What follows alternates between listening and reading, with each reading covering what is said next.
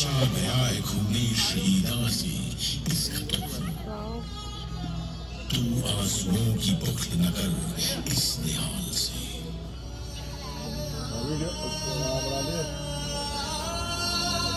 उस बैसाखी के दिन जो लोग इस बाग में शहीद हुए थे, वे न सिख थे, न हिंदू थे, न मुसलमान।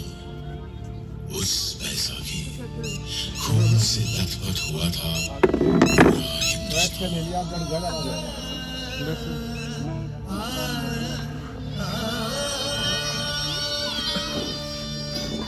वो अमृतसर में 13 अप्रैल 1919 इतवार की एक सुबह थी। पंजाब की धरती पर आने वाले सबसे खूबसूरत दिन की सुबह, जब सारा पंजाब बैसाखी की खुशियां मना रहा था। न जाने कितने लोग हरमंदिर साहब के दर्शन पर और खालसा का स्थापना का दिवस मनाने आए हुए थे। अमृतसर के गली बाजारों में चहल पहल थी। ठीक उसी दिन कांग्रेस के नेताओं ने जलियांवाला बाग में शाम 4:30 बजे एक सभा करने का निर्णय लिया था। उनका इरादा डॉक्टर सत्यपाल और डॉक्टर किचलू की रिहाई और काले कानून की वापसी की मांग करने का था। बैसाखी की खुशियों के बीच जैसे जैसे दिन आगे बढ़ा, एक छोटा सा बच्चा दिन का कनस्तर बजाते हुए शहर के कुछ इलाकों में लोगों को यह संदेश देते हुए निकला।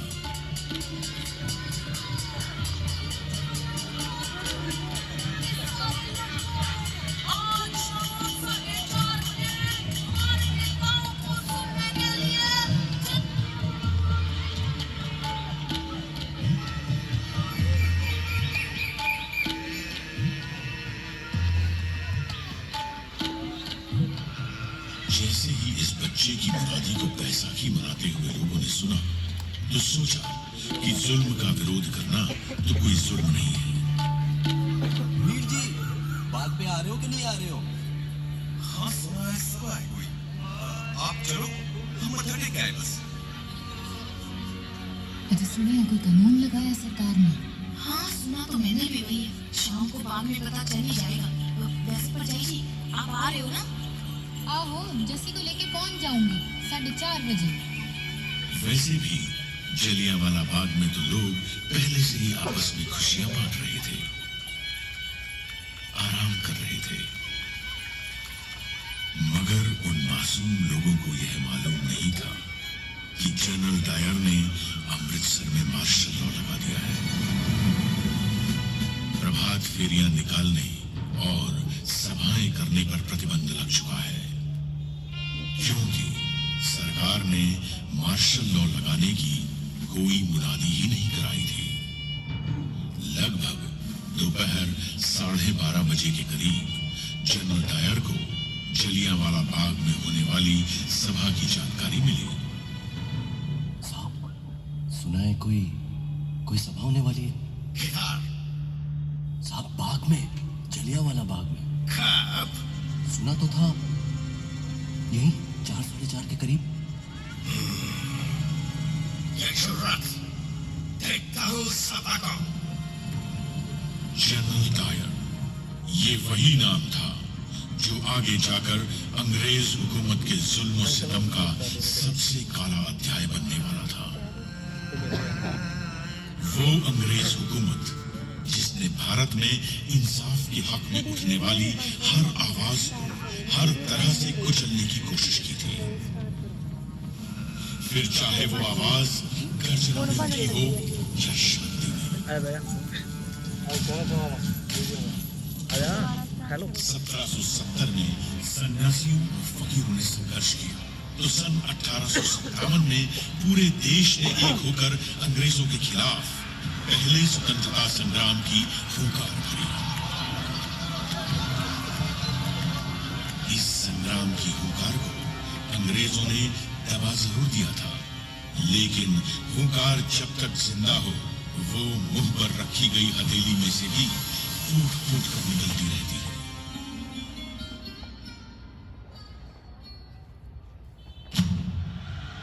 कभी क्रांतिकारियों ने आजादी का बीड़ा उठाया तो कभी कांग्रेस के गर्म दल ने। एक तरफ गदर पार्टी ने विदेशों में आजादी का संग्राम छेड़ दिया था, तो पंजाब में भी वो देश की आजादी के लिए सक्रिय थे। सन 1915 में रास बिहारी बोस ने पंजाब आकर लाहौर, फिरोजपुर, अमृतसर, ननकाना साहिब और तरन तारण में अपने दूतों के जरिए अंग्रेजी सेना में सेवारत भारतीय सैनिकों से सशस्त्र क्रांति के लिए संपर्क किया। मगर किसी तरह यह योजना अंग्रेजों को पता लग गई और कई क्रांतिकारी गिरफ्तार किए गए। 16 नवंबर 1915 के दिन 19 वर्ष के बालक करतार सिंह सराभा को अंग्रेजों ने लाहौर की जेल में फांसी के फंदे पर लटका दिया।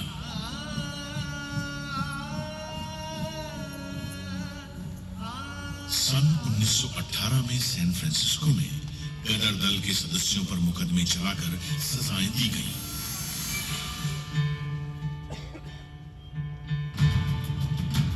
यह पहले विश्व युद्ध का समय था और अंग्रेजों ने अपने हित से इस युद्ध में भारत को भी छोड़ दिया था। इस युद्ध में अंग्रेजों ने भारत की संपदा, युद्ध सामग्री और सैनिकों का जमकर इस्तेमाल किया और बदले में भारत को क्या मिला? एक काला कानून, रोलेट एक्ट। आम हिंदुस्तानी की जबान में इस एक्ट को न वकील, न दलील, न अपील के नाम से जाना जाता था। इस एक्ट के पास होने के बाद पुलिस चाहे जिसकी तलाशी ले सकती थी। बिना कारण किसी को भी 2 साल की सजा दी जा सकती थी। इसके इस्तेमाल से भारतीय अखबारों की कलम तोड़ दी गई। फिर भारत ने इस काले कानून का जवाब दिया सत्याग्रह से। देश भर में इसके विरोध में सभाएं और आंदोलन होने लगे। फिर 30 मार्च 1919 के दिन दिल्ली में 60 निहत्थे लोगों को सरकारी गोलियों से भून दिया गया।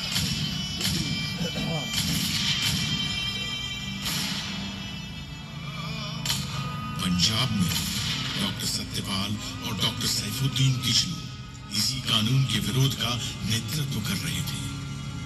तभी अंग्रेजों ने उन्हें गिरफ्तार कर लिया। पंजाब की जनता ने इस गिरफ्तारी का विरोध किया और उनकी रिहाई के लिए आवेदन तक दिए, लेकिन पंजाब के lieutenant governor Michael O'Dwyer पर इसका कोई असर नहीं हुआ। उसके इरादे कुछ और ही थे। 9 अप्रैल 1919 को रामनवमी का त्योहार अमृतसर में शांतिपूर्वक बीता था। फिर भी अंग्रेजों ने उस दिन महात्मा गांधी के वहां आने पर रोक लगा दी और उन्हें पलवल पर ही गिरफ्तार कर लिया। आप यहाँ से आगे नहीं जा सकते, आपको गिरफ्तार किया जाता है। You are under arrest. इसके विरोध में पंजाब में कई जगहों पर सभाएं हुई, लेकिन लोगों को यह नहीं मालूम था कि उनके इस अहिंसात्मक प्रतिरोध का जवाब अंग्रेज किस बर्बरता से देंगे। माइकल ओ डायर ने जनरल डायर को सेना की टुकड़ियों के साथ जालंधर से बुलवा लिया। General, report here immediately with your troops. तुम्हारी यहाँ जरूरत है। इन हिंदुस्तानियों को काबू में लाना पड़ेगा। Yes, sir. I'm coming. जब जलियांवाला बाग में बैसाखी मनाने आए हजारों हिंदुस्तानी अपने नेता हंसराज को सुन रहे थे, एक हवाई जहाज उनके ऊपर से गुजरा। दरअसल अंग्रेज हवाई जहाज से बाग का मुआयना कर रहे थे। इस घटना घटना से वहां मौजूद लोगों में बेचैनी बढ़ गई। और शांति बनाए रखिए, शांति बनाए रखिए, डरने की कोई बात नहीं है। उनके नेता ने उन्हें न घबराने की सलाह दी। तभी कुछ ही देर में दूर से उस संकरी गली से कुछ आवाजें आनी शुरू हुई। कुछ बख्तरबंद गाड़ियां गली के बाहर आ रुकी थी। जनरल डायर अपने 90 सैनिकों के साथ बाग में आ चुका था। नहीं देगा। अगर हमने हाथ उठाया या हिंसा की तो हम उनसे अलग कैसे हुए?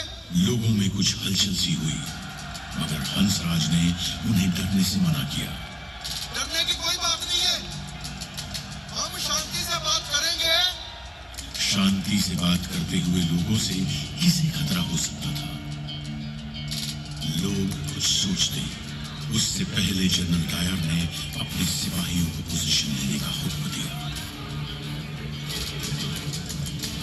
लोगों में खौफ बढ़ता जा रहा था। औरतें अपने बच्चों को देख के दहशत में कांपती जा रही थी। आदमी अपने परिवारों को अपनी बाहों में समेटे चीखों के समुद्र में डूबे जा रहे थे। और बच्चों को तो मालूम भी नहीं था कि उनके मासूम से खिलखिलाते चेहरे कुछ देर बाद एक गहरी और ठंडी खामोशी में गुम हो जाने वाले थे। न कोई चेतावनी, न बाग खाली करने की घोषणा, न सभा बंद करने का हुक्म। सीधे एक हुक्म जारी हुआ।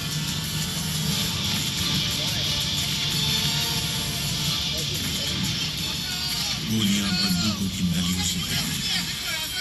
लोग बेतहाशा अपनी जान बचाने के लिए भाग रहे थे, लेकिन न अंग्रेज हुकूमत की बंदूकें रुकी और न डायर की आंखों में कोई इंसानियत झलकी। जो गोलियां उन बेगुनाहों के जिस्मों को चीरती हुई दीवारों में धंस गई थी, वो आज भी यहाँ की दीवारों में दफन है। गोलियां चलती रही।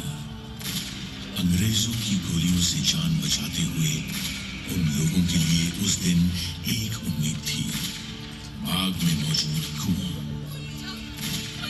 लोग बचते बचाते उस कुएं में गिरने लगे, तो कुछ लोगों ने गोलियों से बचने के लिए उस कुएं में कूदना शुरू किया।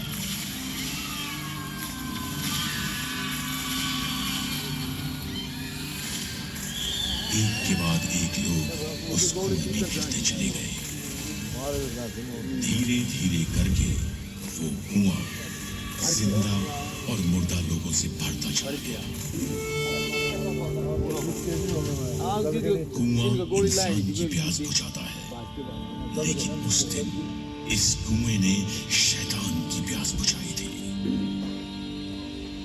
ये कुआं इस ऐतिहासिक मैदान के बीच में गूंजता हुआ एक काला धब्बा है, जिसमें आज भी उन मासूमों की चीखें गूंज रही हैं।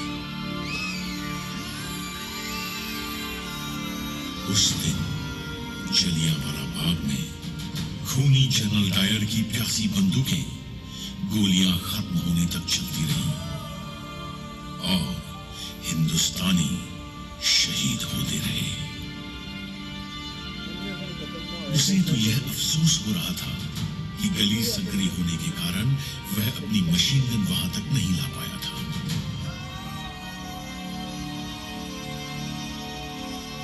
जलियांवाला बाग के इस नरसंहार में उस दिन डायर ने अपने 90 सैनिकों के साथ 10 मिनट में 1650 गोलियां दागी थी, जिससे 1000 से ऊपर भारतीय शहीद हुए और 1500 से अधिक घायल। उन दरिंदों ने बच्चों तक को नहीं छोड़ा। उस दिन 15 बच्चों का गोलियों से कत्ल हुआ था। उन बच्चों में से एक बच्चे की उम्र सिर्फ 6 महीने थी। उस दिन मरने वालों में एक बच्चा ऐसा भी था जिसकी उम्र कोई 10 साल रही होगी। हुए बच्चे की लाश की गोद में एक लाश और थी, एक 3 साल के बच्चे की लाश। ऐसे ही न जाने कितने घायल लोग अपनों की लाशों के पास लाशों की तरह बैठे हुए थे। बाग में मौजूद एक लाश के पास एक औरत बैठी थी, जो अपने पति की लाश पर विलाप कर रही थी। उस औरत का नाम था रतन देवी।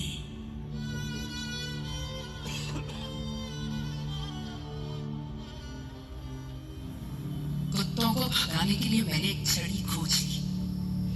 वहां दर्द में छटपटाते 3 और लोगों को भी देखा। साथ ही करीब 12 साल के एक बच्चे को देखा, जिसने कराहते हुए विनती की कि मैं वहां से ना जाऊं। मैंने पूछा कि क्या मैं उसे कुछ उड़ा दूं, लेकिन उसे तो केवल पानी चाहिए था। उस जगह मैं पानी कहां से लाती? अपनी अनुभूतियों को व्यक्त करना मेरे लिए असंभव है। वहां मृतकों के ढेर लगे पड़े थे। उनमें से बहुत से छोटे छोटे मासूम बच्चे भी थे। मैं वो दृश्य कभी नहीं भूल सकती। मृतकों के उस एकाकी जंगल में पूरी रात मैंने अकेले ही बिताई। हर घंटे घड़ी की आवाज सुनाई दे रही थी। सुबह 6 बजे मेरी गली से कुछ लोग चारपाई लाए और मैं अपने पति का शरीर घर ले जा सकी। उस रात मैंने जो अनुभव किया, वो केवल मुझे और मेरे भगवान को ही पता है।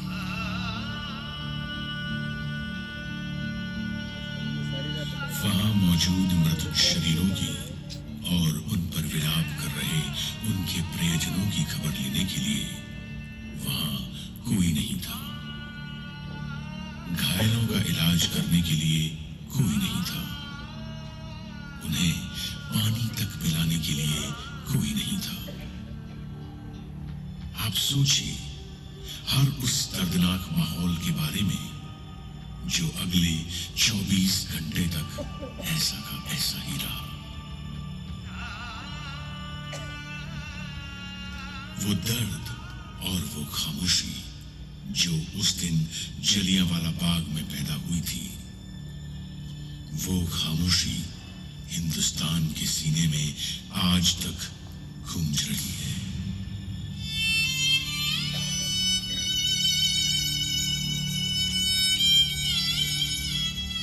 उस वक्त मार्शल लॉ के काले बादलों ने पंजाब को घेर रखा था।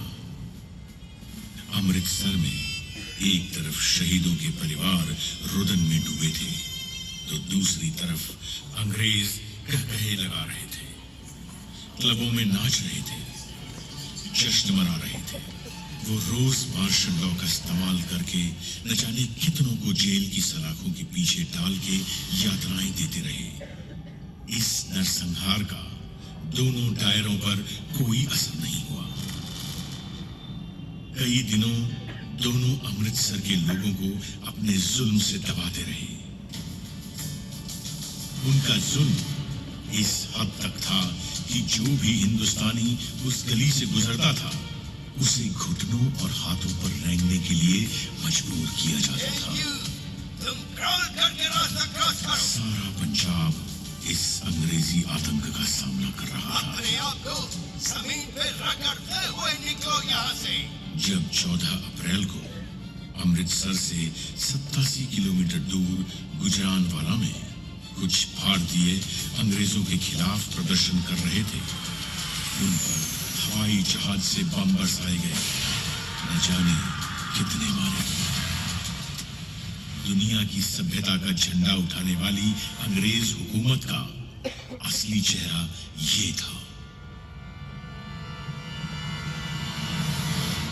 पंजाब से कोई खबर बाहर नहीं जा रही थी, लेकिन हुंकार जब तक जिंदा हो, वो मुंह पर रखी गई हथेली से भी फूट फूट कर निकलती रहती है।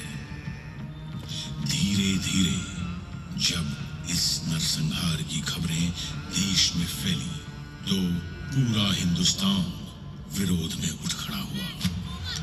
रॉलेट एक्ट के खिलाफ देश भर में आंदोलन तेज हो गया। यहाँ देश में प्रदर्शन और धरने हो रहे थे, तो उधर अंग्रेज डायर का गुणगान कर रहे थे। उनका ख्याल था कि इन गोलियों की आवाज में भारत का राष्ट्रवाद और स्वतंत्रता का संग्राम दब जाएगा। एक अंग्रेजी कवि रुडयार्ड किपलिंग ने डायर को शाबाशी ही नहीं दी, बल्कि उसके लिए एक राहत कोष तक खोल दिया। अंग्रेजी अखबार डायर को साम्राज्य का बहादुर रक्षक बता रहे थे। भारतीयों ने इस बेशर्मी का मुंह तोड़ जवाब दिया। इस नरसंहार के खिलाफ अपनी आवाज बुलंद करते हुए गुरुदेव रविंद्रनाथ टैगोर ने अपनी नाइटहुड की उपाधि वापस कर दी। महात्मा गांधी ने केसरे हिंद का पद वापस कर दिया। बॉम्बे क्रॉनिकल के संपादक वीजी हॉर्निमन ने अपने पद से इस्तीफा दे दिया और देश के कवियों के लिए अपनी कविताओं में अपना विरोध दर्ज किया।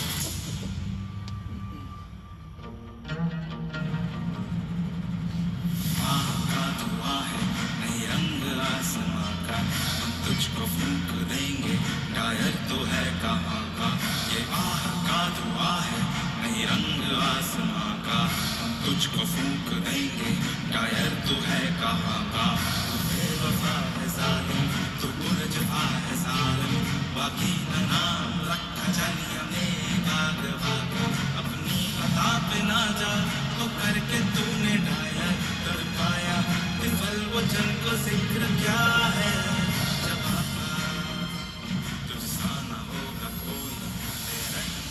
इन तरानों में देश का दुख था, देशभक्ति थी और ये अंग्रेजों को एक चेतावनी भी थी कि तुम कब तक जुल्म करोगे। यह देश हमारा है और हम इसे आजाद करा के रहेंगे।